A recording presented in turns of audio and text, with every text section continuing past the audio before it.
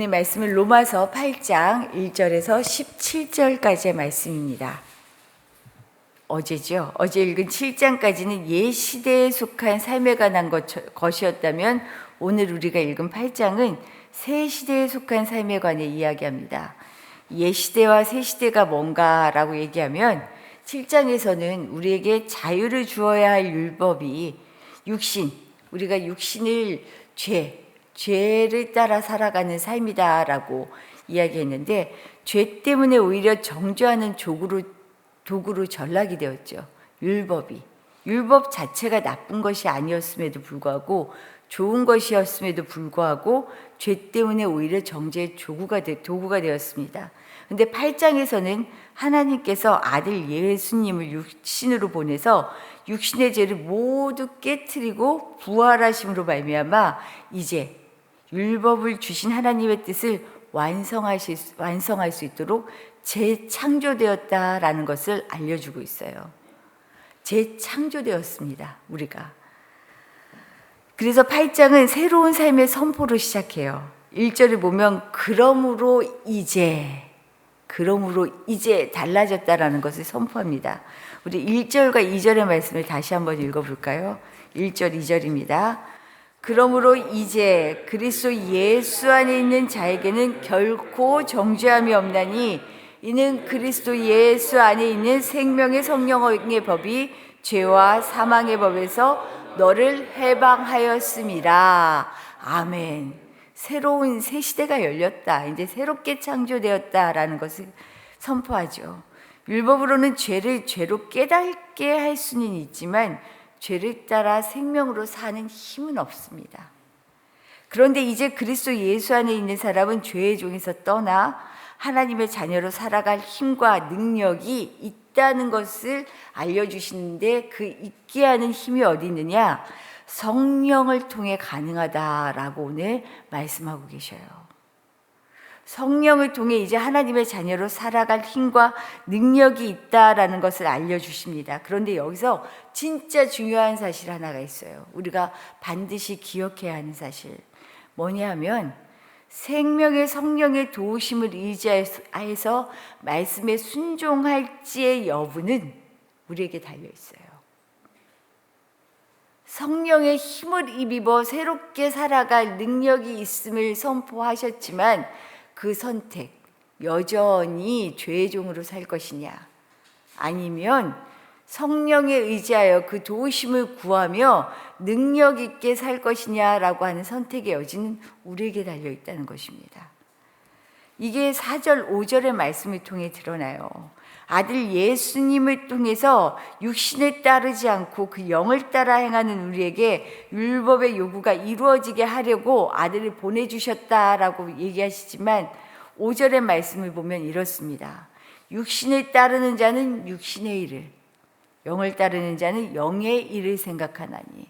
뭐냐면 여전히 두 가지 길이 우리에게 펼쳐져 있다는 거예요.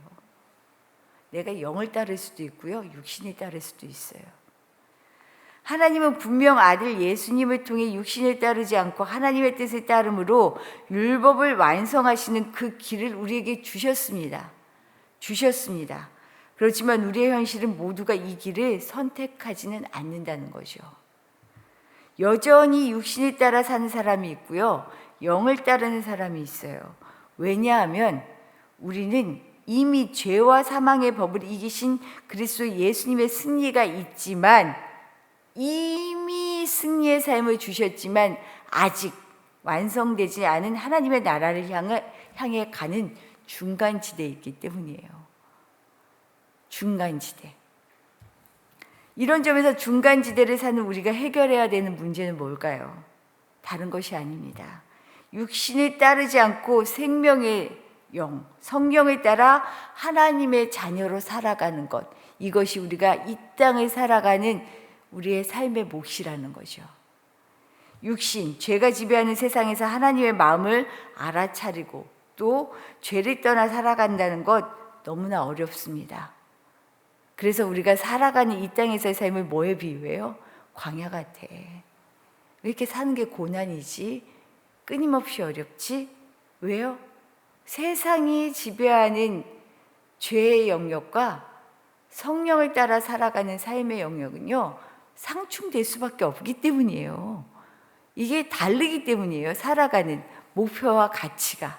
그러니 고난이고 광야 같고 힘든 거죠. 당연하다는 거죠. 육신을 따르는 것과 영을 따라 살아가는 것, 이 두 가지로 나누어지는 삶의 방식은 전혀 다른 삶의 결과를 그러나 가지고 옵니다. 때문에 종이 멍에를 벗고 반드시 성령을 따라 하나님의 자녀로 살아야 하는 것, 이것이 우리가 이 땅을 살아갈 때 중요한, 우리가 살아가는 삶의 원리다라고 얘기해요. 그래서 6절의 말씀에서 결과를 얘기해요. 육신의 생각은 사망이요 영의 생각은 생명과 평안이다. 기억해야 돼 라고 말씀하시죠. 7절에서는 뭐라고 얘기해요? 육신의 생각은 하나님과 원수가 되게 하는 것이다. 그래서 절대 결탄코 육신에 있는 자들은 하나님을 기쁘시게 할 수 없다라고 분명하게 그 결과를 보여주고 계셔요. 하나님은 우리가 가야 할 길을 보여주시며 말씀과 기도로 깨어 성령의 조명을 받으며 살아야 할 진짜 생명과 평화로 살 수 있다고 말씀하시는데, 세상에 발을 담고 있는 우리는 어때요? 세상의 조명을 피하지 못해요. 세상의 가르침을 자꾸 따라가요. 이것이 우리의 연약함이고 부족함이죠. 그래서 무엇을 구해야 해요? 성령의 도우심을 구해야 한다는 거죠. 분명한 것은 성령의 도우심을 간구하는 사람은요, 이 사람을 이길 힘은 세상에 아무것도 없다라는 거예요. 13절에 우리 말씀 한번 같이 읽어볼까요? 13절 말씀입니다. 육신대로 살면 반드시 죽게 되어 있다. 제가 다시금 조금 정리한 내용인데 제가 한번 읽어드릴게요. 육신대로 살면 반드시 죽게 되어 있습니다. 그러나 영으로서 몸의 행실을 죽이면 반드시 살게 되어 있습니다. 그래서요, 세상에 성령의 도우심을 간구하는 이 사람을 이길 힘, 막을 힘은 아무것도 없다는 거죠. 우리는 이 땅에서 영으로, 하나님의 도우심으로, 성령의 능력으로 몸의 행실을 죽이며 하나님께 나아가는 사람입니다. 그러니 오늘 우리가 이 시간 나오는 이유가 뭐예요? 성령의 도우심을 간구하기 위한 것이죠. 주님의 뜻에 따라 살아가기 위한 것이죠. 오늘도 이렇게 주님께 간구하실 수 있기를 부탁드립니다. 두 번째로는요, 하나님의 자녀에게 고난은 고난이 아닙니다. 고난이 아니다. 이거 이렇게 고백하기까지는 쉽지 않죠. 우리가 만나는 문제가 어떻게 문제가 아니에요. 죽을 것 같잖아요. 너무 아프잖아요. 너무 힘들죠. 그런데 고난이 아닌 이유가 있습니다.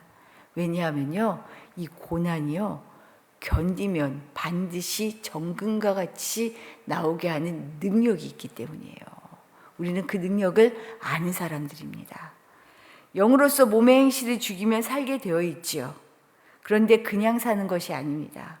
하나님을 아빠, 아버지라 부를 수 있는 하나님의 아들로, 상속자로 살게 되어 있습니다. 아들이 되었으니까 상속자가 되는 것은 당연해요. 그런데 그리스도와 함께 하나님의 영광에 참여할 이 상속자가 되기 위해서는요, 전제가 필요해요. 전제가 있습니다. 17절 말씀이에요. 우리 17절 말씀 같이 읽어보겠습니다.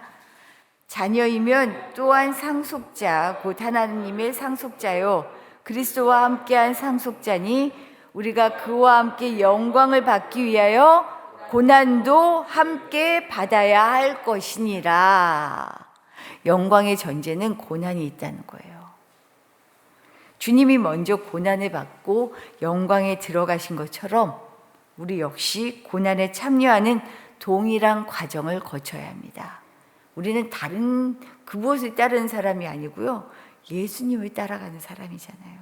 우리에게 샘플이 있잖아요. 모델이 있죠. 예수님께서 당신의 제자가 되는 길을 말씀하셨어요. 너희가 나를 따르려면 자기 십자가를 지고 자기를 부인하고 자기 십자가를 져야 한다. 이 말씀이죠. 첫 상속자 되신 예수님께서 십자가의 고난을 통해 다시 사는 부활의 영광 그 가운데 들어가셨어요. 부활은 다시 사는 거죠. 죽어야 다시 삽니다. 죽어야. 이것을 고난으로 얘기하죠. 예수님을 통해 이제 공동 상속자가 된 우리 역시 고난을 통해 영광 가운데 들어간다라고 지금 말씀하고 계셔요. 우리는 아까도 말씀드렸지만 이미 구속의 은혜 가운데 있어요.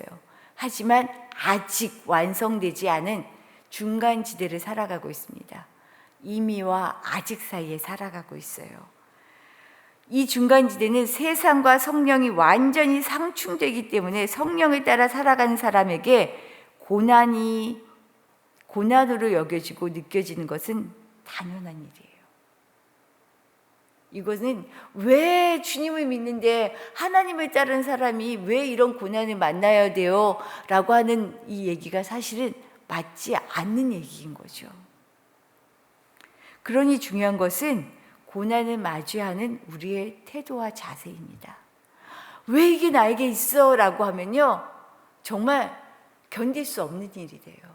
하지만 고난은 하나님이 우리를 돌보시지 않기 때문이 아니라 주님의 자녀이기 때문에 지나는 시간이다 라고 하면 달라져요. 주님의 영광에 참여하기 위해 고난을 받을 때 그 고난은 의미 없거나 나를 위축시키고 나를 넘어지게 하는 것이 아닙니다. 앞으로의 영광을 바라보며 주님을 한 걸음 더 닮아가게 되는, 진짜 정금과 같이 나오게 하는 그 시간이라는 거죠. 이것을 기억해야 하는 거죠. 고난을 통해 단순히 예수님을 주로 고백하는 것을 넘어서요, 예수님이 생각하시는 방식대로 우리의 생각과 삶을 바꾸어 나가는 그 시간이다라는 것을 기억하시기 바랍니다. 그렇게 살아가다 보면 우리 삶도요, 정말 어느덧 하나님의 영광을 누릴 만한 삶의 방식으로 우리가 바뀌어진다는 거죠. 부부가 오래 살다 보면 그런 얘기 하잖아요. 닮는다. 생각도 외모도. 우리가 주님을 만나는 시간이 연수가 길어지면 길어질수록 내 방식으로 주님을 믿는 것이 아니고요, 주님의 방식으로 내가 살아가고 있구나라는 것을 알 수 있어야 하잖아요. 그렇게 달라지는 게 사실은 변화잖아요.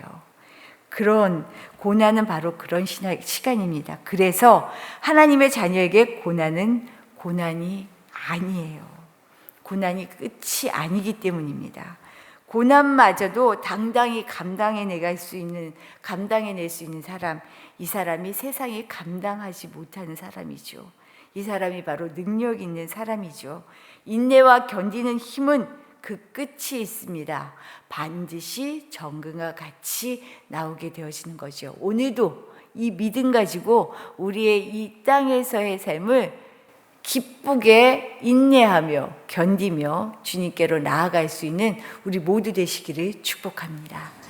주님 주신 말씀 생각하며 기도하도록 하겠습니다. 하나님은 이미 이기셨어요. 아들 예수님을 통하여 우리에게 영광 가운데 들어가게 하시는 그 능력, 구원의 은혜를 베풀어 주셨어요. 그런데 우리가 성령을 따라 살아갈 것인지 세상의 방식, 죄의 노예로 살아갈지는 우리 손에 달려 있습니다. 우리의 결단에 달려 있어요. 하나님, 내가 성령을 구하며 성령의 조명을 받으며 이 광야와 같은 이 세상을 당당히 기쁘게 고난을 고난으로 여기지 않고 하나님 정금과 같이 나오게 하신 주님의 능력을 믿으며 살아가게 해주십시오. 기도하시기를 부탁드립니다. 더불어서 오늘은 우리 자녀들을 위하여 그리고 우리 교우들을 위하여 기도하는 날입니다.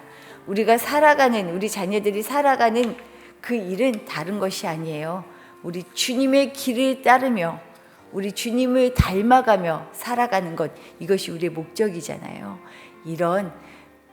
우리 교회가 이런 일을 위하여 우리 자녀들을 잘 믿음으로 살피고 우리가 먼저 작은 교회가 되어서 모범을 보일 수 있는 교회가 되게 해주십시오. 그래서 이 교회가 정말 하나님이 기뻐하시는 교회가 되게 해주십시오.